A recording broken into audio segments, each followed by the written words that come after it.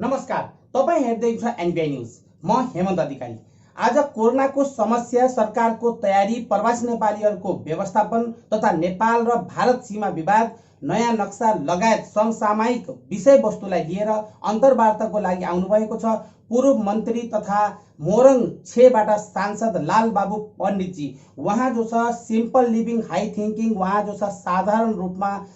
रहेर उहाँले धेरै सोसल वर्करको क्षेत्रमा पनि सामाजिकमा धेरै नै काम गरेर आउनुभएको छ र नेपालको कुनै पनि कुना यस्तो छैन जो उहाँलाई या उहाँसित परिचय नभएको कुनै पनि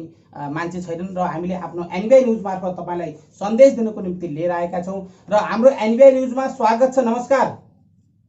नमस्ते, धन्यवाद। लालबाबुजी, यतिखेर खास तौरमा अहिले नेपालको कोरोना संक्रमितको संख्या लगभग 2000 पार गरिसकेको छ र यो अहिले झन् यति ठुलो विकराल रूप लिएको छ। केही महिना पहिल्यै लगभग 0 लेभलमा थियो भने अहिले झन् बढ्दो क्रममा छ र सरकारको के कस्तो तयारी रहेको छ यो बिमारीबाट खास तौरमा जुझ्नको निम्ति? कोरोना भाइरसले विश्व महामारीकै रूप लिएको छ र नेपालमा पहिला कम थियो र अहिले बढेर गएको छ। खास गरिकन चाहिँ हाम्रो भारतसँग जोडिएको सिमानामा रहनु भएका र भारतबाट आउनु भएका धेरै नेपालीहरू जुन रोजगारीको सिलसिलामा जानु भएको थियो फर्किनु भएको छ, फर्किँदै हुनुहुन्छ र विश्वको अन्य ठाउँहरूबाट पनि नेपालीहरूलाई हामी नेपाल भित्र्याउँदैछौँ। त्यस कारणले गर्दाखेरि नेपालमा उहाँहरूलाई लाग्नुभन्दा पनि बाहिरैदेखि संक्रमित भएर आउनु भएको छ र नेपालमा आएका सबैलाई क्वारेन्टाइनमा राख्ने, उहाँहरूको टेस्ट गर्ने, त्यसपछि आवश्यकता अनुसार उहाँहरूलाई अस्पतालमा भर्ना गर्ने र निको भएपछि उहाँहरूलाई घर पठाउने र निरोगीहरूलाई चाहिँ घर घरमा पठाउने। प्रत्येक गाउँपालिकाहरूमा चाहिँ जहाँ जहाँ उहाँको घर छ त्यहाँनिर पनि क्वारेन्टाइनको व्यवस्था गरिएको छ र सरकारले प्रदेश स्तरमा, केन्द्र स्तरमा र स्थानीय स्तरमा तीनै ठाउँबाट चाहिँ हामी मिलेर चाहिँ कोरोना संक्रमितहरूलाई चाहिँ जीवन रक्षाको निम्ति लागेका छौँ र नेपाल सरकारले सम्पूर्ण उपायहरू अवलम्बन गरेर यो लकडाउनको अवधिमा भए पनि हामीले चाहिँ स्वास्थ्य उपचारदेखि लिएर उहाँहरूको व्यवस्थापनमा पूर्ण रूपमा सक्रियतापूर्वक लागिरहेको स्थिति छ। त्यस कारणले गर्दा अझै पनि कुनै पनि नेपालीलाई चाहिँ नेपाल भित्र्याउनको निम्ति हामीले कुनै कसर बाँकी राखेका छैनौँ, राख्दैनौँ र अहिले सीमामा चाहिँ कोही पनि नेपालीले चाहिँ रोकिनुपर्ने स्थिति छैन र नेपाल सरकारले 20वटा नाकाबाट चाहिँ खास गरिकन भारतबाट चाहिँ नेपालीहरू आउन सक्ने स्थिति चाहिँ निर्णय गरेर र तयार गरेको छ र अब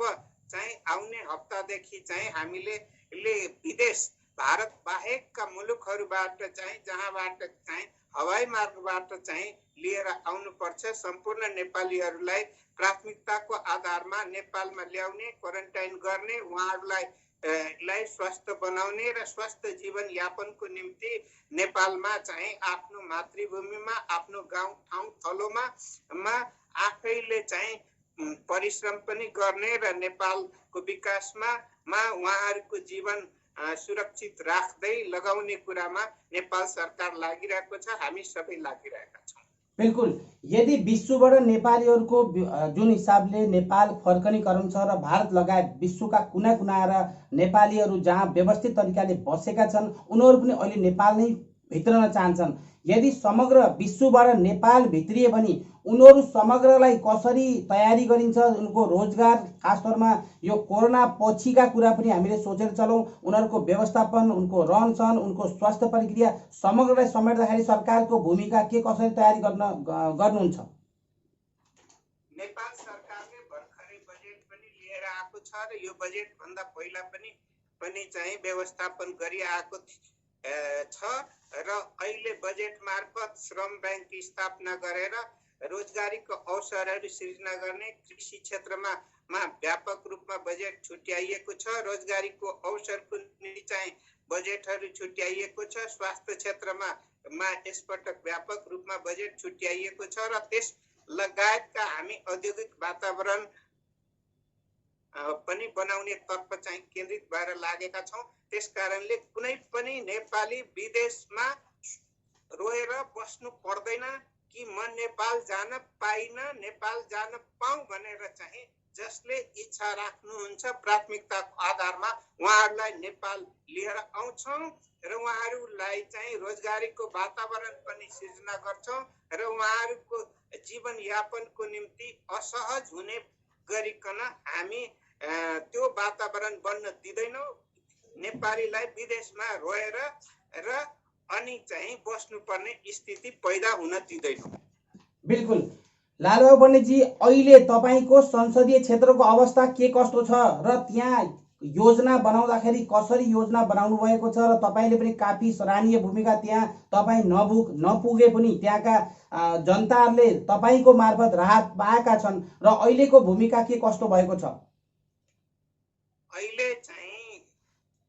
निर्वाचन क्षेत्रमा खास गरिकन मेरो मोरङ क्षेत्र नम्बर 6 सँग जोडिएर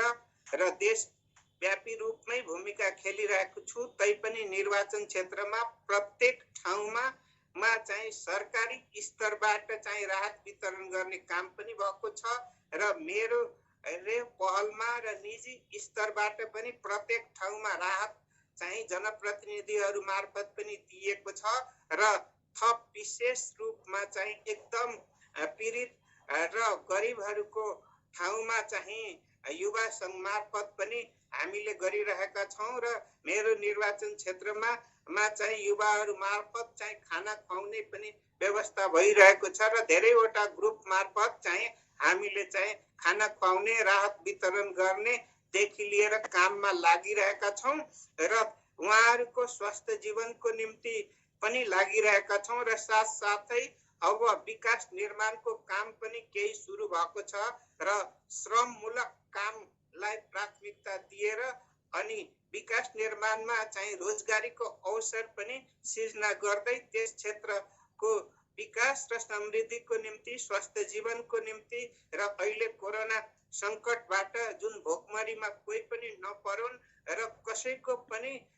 भोको पेट नरहुन् भन्ने सोचेरै चाहिँ व्यापक रूपमा अभियानको रूपमा चलाएको छु र चलाउँदै निरन्तर जानेछु र सक्दो सहयोग पुर्याउने गरिकन चाहिँ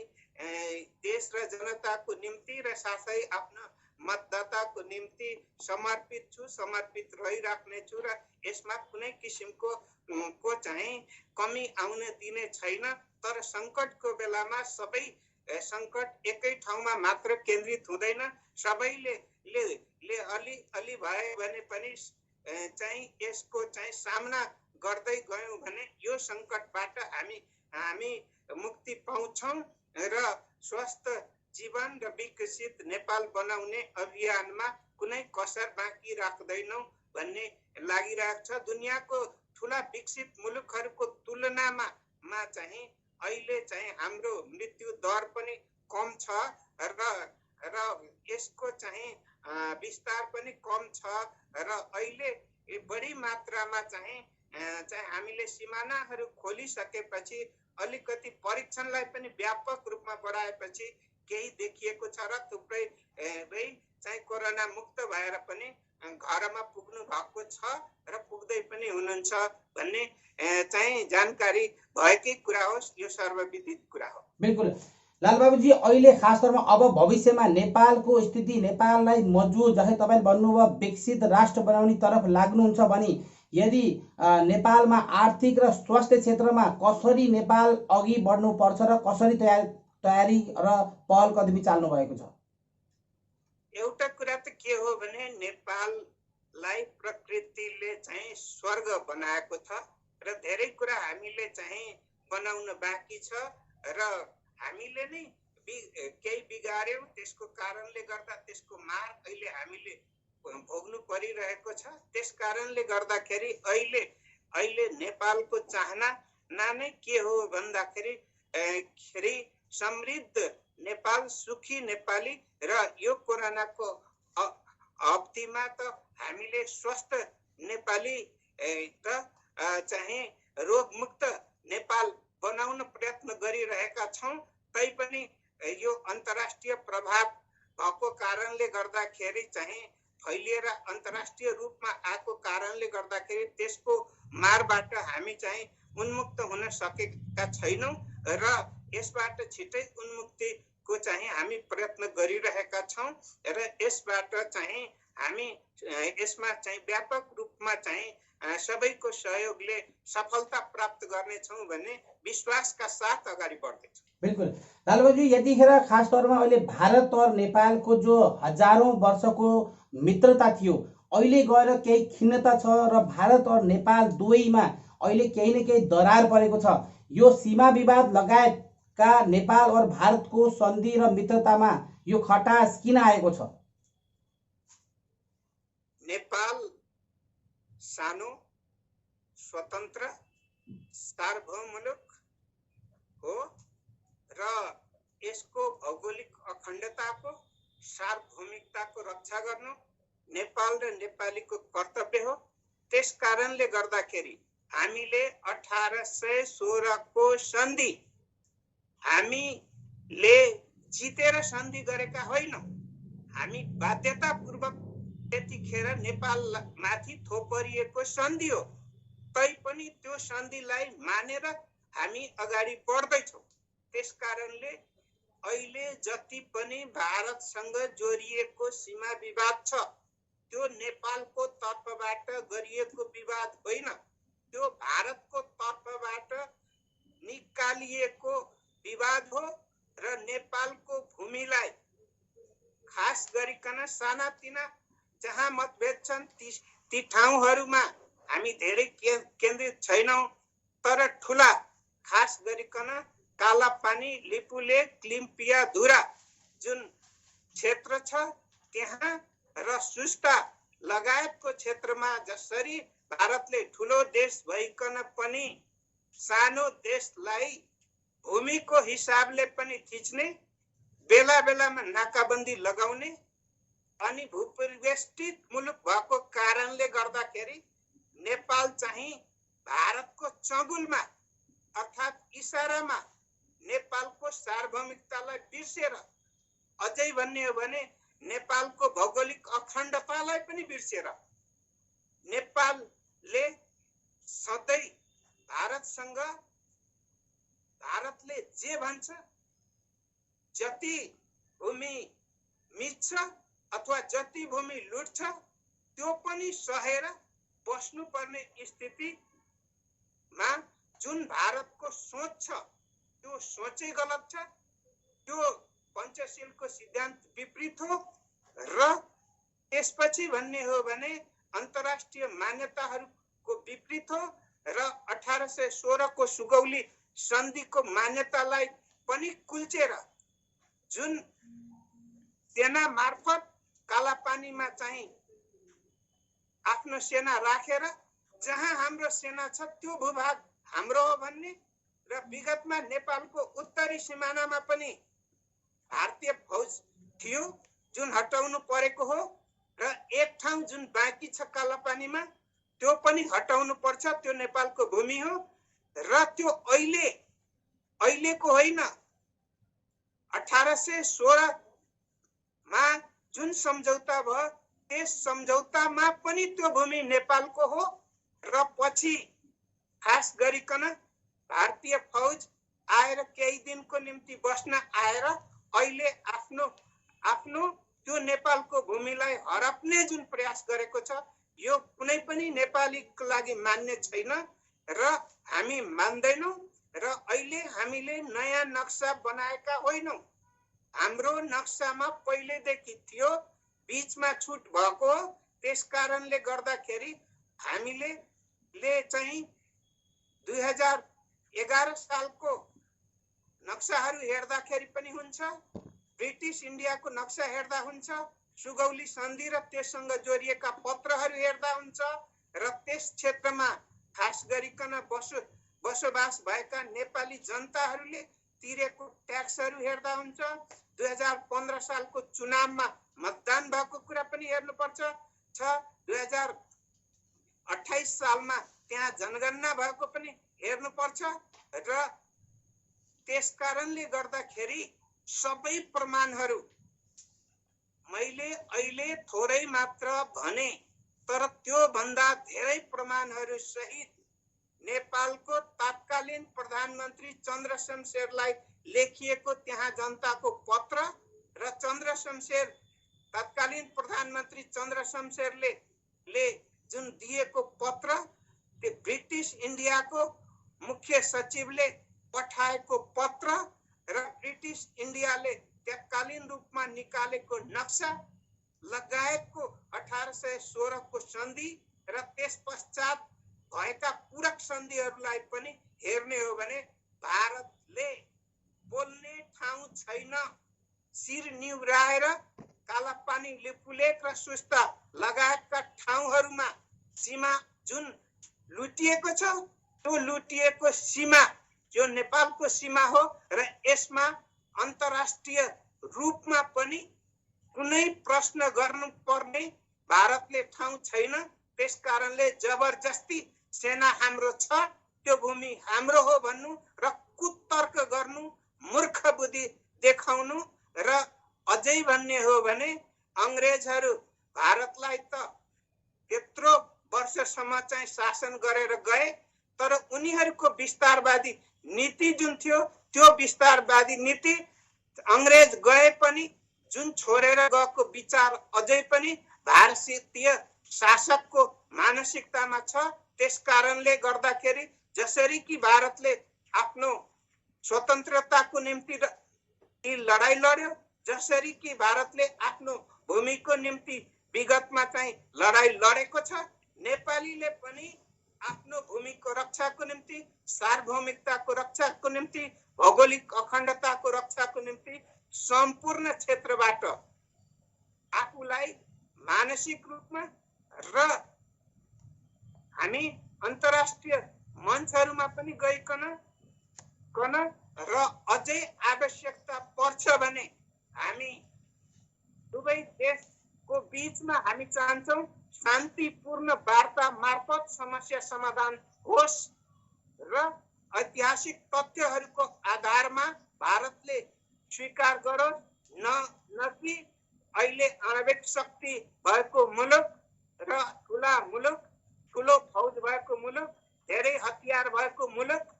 भएको कारणले गर्दा नेपालले मानिदिनु पर्ने, नेपालले सहिदिनु पर्ने, नेपालले आफ्नो भूमि छोडिदिनु पर्ने यही स्थिति हो भने हामी भन्न चाहन्छौँ बहादुर नेपालीहरू र अझै भन्ने हो भने भारतको हरेक युद्धमा नेपाली गोर्खाली फौजले रगत बगाएको छ र अहिले पनि 42,000 सुरक्षा कर्मीहरू भारतमा भारतको रक्षाको निम्ति यहाँ नेपालीहरू छन् र यदि देशको निम्ति रगत बगाउनु पर्यो भने, देशको भूगोल रक्षाको निम्ति, देशको सार्वभौमिकताको रक्षाको निम्ति यदि नेपालीले चाहिँ फेरि पनि ऐतिहासिक बहादुरीपूर्ण अवस्था सिर्जना भयो भने हामी पीठ फर्काइदैनौँ र त्यसको अहिलेसम्म नेपालको जुन भारतसँग बेटी रोटीको सम्बन्ध अथवा सांस्कृतिक सम्बन्ध, धार्मिक सम्बन्ध, राजनीतिक सम्बन्ध, भौगोलिक कारणले गर्दाखेरि जुन सम्बन्ध छ, यी सबै सम्बन्धहरू हामी बिगार्न चाहन्नौँ, तर भारतले एकतर्फी रूपमा बिगार्न चाहन्छ, होच्याउन चाहन्छ, धम्काउन चाहन्छ, लुट्न चाहन्छ भन्ने हो भने हामी सहदैनौँ र परिस्थितिको सामना गर्नको निम्ति तयार छौँ। नेपाल एकमतले तयार छ र अहिले संसदमा नेपाल सरकारले आफ्नो नक्सा सहित चाहिँ सरकारले घोषणा गरिसकेको छ र निशान छापमा नक्साको जुन चिन्ह छ, अब आउने हप्ता नै हामी पारित गरेर अनि नक्सा मात्र होइन भौगोल पनि हामी नेपालको हो र नेपालले लिन्छौँ र त्यसको निम्ति जस्तो सुकै मूल्य चुकाउन पनि हामी तयार छौँ। बिल्कुल, यतिखेर खास तौरमा लालबाबु पण्डितजी हुनुहुन्छ, उहाँ पूर्व मन्त्री पनि हुनुहुन्थ्यो र तपाईँले सन्देश सुन्नुभयो। र अहिले लालबाबुजी यतिखेर भारतको आरोप छ कि नेपाल चीनको इसारामा चल्दैछ, यो भारतलाई कमजोर गराउने साजिस हो भन्दै पनि उहाँले चाहिँ आरोप लगाउनु भएको छ, भारतले आरोप लगाएछन्। भनेपछि यसलाई तपाईँले के कसरी लिनुहुन्छ? पहिलो कुरा त ऐतिहासिक प्रमाणहरू पढ्न नजान्ने, पढ्न नचाहेको मानसिकता नै एक किसिमले हेफाहा, लुटाहा, थिचाहा, मिचाहा प्रवृत्ति भएकाहरूले यो कुरा भन्छन्। 1816 मा जुन बेला सुगौली सन्धि भएको थियो त्यतिखेर अहिलेको भारत थिएन, त्यतिखेर अहिलेको चीन थिएन। त्यसकारणले गर्दाखेरि महाकाली नदीको जुन मुहान हो, अन्तर्राष्ट्रिय मान्यता अनुरूप नदीको मूल धारलाई जहाँबाट सुरुवात भएको छ त्यसलाई मान्ने र त्यो सुरुवात लिम्पिया ढुराबाट भएको छ र भारतको सेनाले एउटा मन्दिर बनाएर अनि त्यहाँ तुरतुरे चाहिँ धारा निकालेर अनि यही नै हो काली नदी, यही नै हो मुहान, अनि त्यहाँ सैनिक शक्ति प्रयोग गरेर दुनियाँले मानिदिनु पर्ने, भारतको कुरा सुनिदिनु पर्ने, नेपालले मानिदिनु पर्ने, यो कुनै तथ्य छैन। तथ्यसँग भारत वार्तामा आओस् र वार्ता मार्फत हामी तथ्य प्रमाणको आधारमा नेपाली भूमि लिन्छौं र नेपाली भूमिमा रहेका भारतीय फौजलाई हटाउँछौं। हट्नु पर्छ, होइन भने भारतले अहिले हाम्रो फौज जहाँ छ त्यहाँ भन्ने हो भने त्यस्तो स्थितिमा भारतको सम्पूर्ण वरिपरि रहेका मुलुकसँग राम्रो सम्बन्ध छैन। धेरै मुलुकसँग युद्धको स्तरमा सम्बन्ध छ र नेपालसँग पनि जुन शान्ति प्रिय बुद्धको देश हो र त्यस्तै हामी चाहिँ शान्ति चाहने हो र अझै भन्ने हो भने बहुसंख्यक हिन्दू राष्ट्र भारत पनि हो र नेपाल पनि बहुसंख्यक हिन्दू राष्ट्र हो र त्यसैले गर्दाखेरि हाम्रो प्रधानमन्त्रीज्यूले अस्ति संसदमै भन्नुभयो कि भारतको निशान छापमा सत्यमेव जयते भन्ने छ, सत्यको पक्षमा उभिन्छु भन्ने हो। तर त्यो भन्दा माथि चारतिर फर्केको सिंहको टाउको हो, त्यसकारणले सिंहको टाउको लिएर भारत अगाडि आउँछ कि सत्यको पक्षमा आउँछ त्यो हेर्न बाँकी छ। त्यसकारण हाम्रो चाहना सत्यको पक्षमा, प्रमाणको पक्षमा र नेपालको यो हिन्दू बाहुल्य र भारतको हिन्दू बाहुल्य र त्यसपछि बुद्धको देश, शान्ति प्रेमी देशसँग यदि भारतले यही स्थितिले झुटा कुरा राखेर शक्तिको दम देखाउँछ भने त्यो शक्ति भित्र चाहिँ घमण्ड, त्यो शक्तिको घमण्ड तोड्ने कुरा नेपालले गर्न सक्छ र दुनिया सत्यको पक्षमा हुने भएकोले गर्दा अन्तर्राष्ट्रिय क्षेत्रहरू पनि नेपालको पक्षमा हुन्छ। मात्र किन चीनको कुरा गर्ने हो? चीनको उक्साएर अनि नेपालले नक्सा माग्यो भन्ने कि प्रमाणको आधारमा हो। हामी प्रमाणमाथि आधारित भएर अगाडि बढ्न चाहन्छौँ र प्रमाणको आधारमा सत्य भएकोले गर्दा चीन मात्रै होइन, वरिपरिको देश मात्रै होइन, संयुक्त राष्ट्र संघ लगायत अन्तर्राष्ट्रिय संघ संस्थाहरू र संसारका अन्य मुलुकहरू पनि नेपालको साथमा रहनेछ। यो विषयमा भारत एक्लो पर्नेछ र शक्तिको कुनै रवाबको अर्थ हुने छैन। बिल्कुल लालबाबु पण्डितजी, अहिले नेपालमा संविधान संशोधन र एमसीसी बारे पनि धेरै चर्चा र बहस भइरहेको छ र यस विषयमा तपाईको के विचार छ? के नेपालमा एमसीसी आउँदा राम्रो हुन्छ र एमसीसी को विषयलाई बताइदिनुस्। एमसीसी सेनासँग जोडिएको छैन। कतिपय कुरा त्यहाँ अस्पष्ट छन्। त्यसकारण अस्पष्ट कुरालाई स्पष्ट गर्दै हामी अन्तर्राष्ट्रिय सहयोगहरू लिन्छौँ, नेपालको हितमा लिन्छौँ र त्यहाँ राखिएका बुँदाहरू नेपालको हितसँग जोडिएका र कुनै कमजोरी छन् भने त्यसलाई सच्याउनको निम्ति तयार भएपछि अनि मात्रै हामी त्यो सहयोग लिन्छौँ। त्यस कारणले गर्दाखेरि अन्तर्राष्ट्रिय सहयोग लिँदैनौँ भन्ने कुरा होइन। त्यस कारणले गर्दा अहिले संविधान संशोधन हुन्छ, तर संविधान संशोधनको प्रस्ताव जुन सरकारले लिएर आएको छ त्यो हुन्छ र हाम्रो संविधान ढुङ्गामा लेखिएको शिलालेख होइन। त्यसकारण पटक पटक आवश्यकताको आधारमा संविधान संशोधन हुन्छ। हामी संविधान संशोधनका पक्षमा रहन्छौँ, तर जुन बेला जे विषय जसलाई जे लाग्छ त्यही नै संविधानमा जस्ताको तस्तै राखिदिनुपर्छ भन्ने हो भने त्यस्तो पक्षमा अहिले हामी छैनौँ। त्यस कारणले व्यापक छलफल गरिकन सर्वदलीय सहमतिको साथ संविधान संशोधनका प्रस्तावहरू आएका छन्, आउँछन् र संविधानलाई हामी समृद्ध र परिष्कृत बनाएर लिएर जान्छौँ। बिल्कुल। यतिखेर लालाबुजी खास तौरमा नेपाल अहिले मिनरल्स यानी खनिज पदार्थको खानी छ र दुनियाँले आफ्नो खनिज पदार्थलाई लगभग लुप्त गर्दै गएछन् भने नेपालमा अहिले त्यति प्रयोग भएको छैन र सुन, चाँदी, लोहा, तामा, पानी दुनियाँमा दूसरा देश र खास तौरमा जडीबुटीको देश नेपाललाई अहिले पनि यो गरिबीमा लाचारीमा देशलाई अघि बढ्न बाध्यता पुग्नमा के कारण छ? नेपाल दुनियाँमा अझै उन्नति र विकसितको तरफ जान सक्छ र विकसित हुन सक्छ भने त्यसको बाध्यता के छ जो अहिले हुन सकेको छैन? विगतमा कति प्रयास भए, कति भएनन्, कति सक्यौं, कति सकेनौं, कति सफल भयौं, कति भएनौं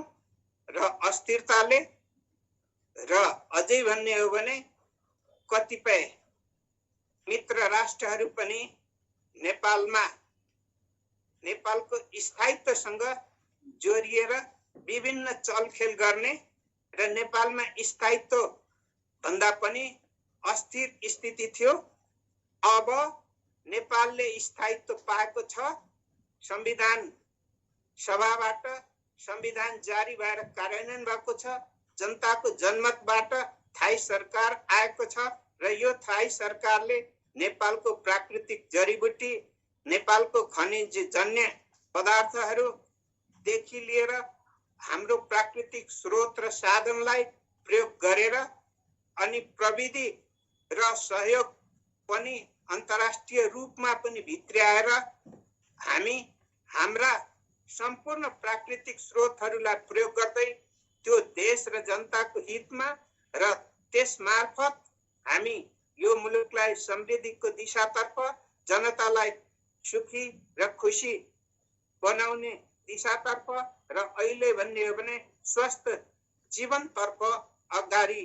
बढ्छौँ, बढाउँछौँ र यसमा दृढ संकल्पित भएर अगाडि बढेका छौँ। अब कसैले पनि नेपाललाई अस्थिरतामा धकेल्छु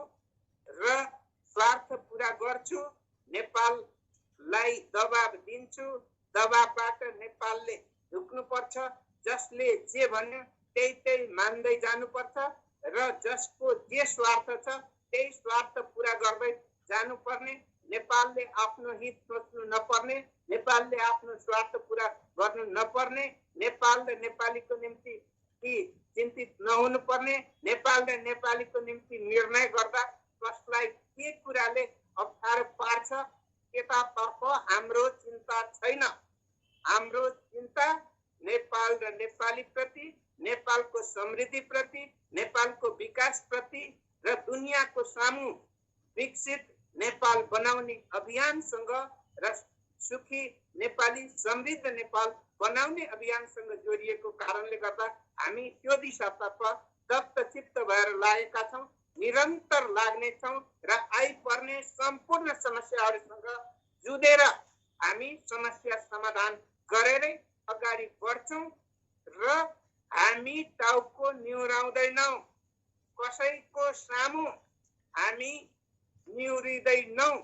र हामी देश र जनताको सामु मात्र हाम्रो टाउको निहुरिन्छ, अरूको सामु निहुरिँदैन भन्ने कुरा म फेरि पनि दोहोऱ्याउँदै र त्यसको त्यो दिशामा हामी लागिसकेको कुरा जानकारी गराउँदै आज जुन कुरा तपाईले राखिदिनु भएको छ यसप्रति जुन तपाईलाई हार्दिक आभार प्रकट गर्दै फेरि पनि नेपाल र नेपालीको निम्ति शुभ चिताइदिनुहोस्। हामी शुभ यात्रामा लागेका छौँ, सफलता प्राप्त गर्छौँ र सफलताको चुचुरोबाट हामी नेपाल यहाँ छ भने दुनियाँलाई देखाउँछौँ भन्ने विश्वास छ र त्यही विश्वासको साथ र दृढ निश्चितताको साथ र अलमलमा नपरिकन हामी एकाग्र भएर अगाडि बढ्दैछौँ, बढिरहनेछौँ भन्ने पुनः विश्वास दिलाउन चाहन्छु। बिल्कुल, यहाँ हुनुहुन्थ्यो पूर्व मन्त्री लालबाबु पण्डितजी, मोरङ 6 बाट सांसद र उहाँ जो छ अहिले हाम्रो एनबिआई न्युजमा आएर तपाईहरुलाई सन्देश दिनुभयो र लालबाबुजी हाम्रो एनबिआई न्युजमा आएर तपाईले सन्देश दिनुभयो, यसको लागि धेरै धेरै धन्यवाद। नमस्कार। मेरो तर्फबाट पनि नमस्कार, धन्यवाद। हजुर, धन्यवाद, नमस्कार। Subscribe to our channel by clicking the subscribe button. Click the bell button and enjoy the latest uploads from our channel. Subscribe to our channel by clicking the subscribe button. Click the bell button and enjoy the latest uploads from our channel.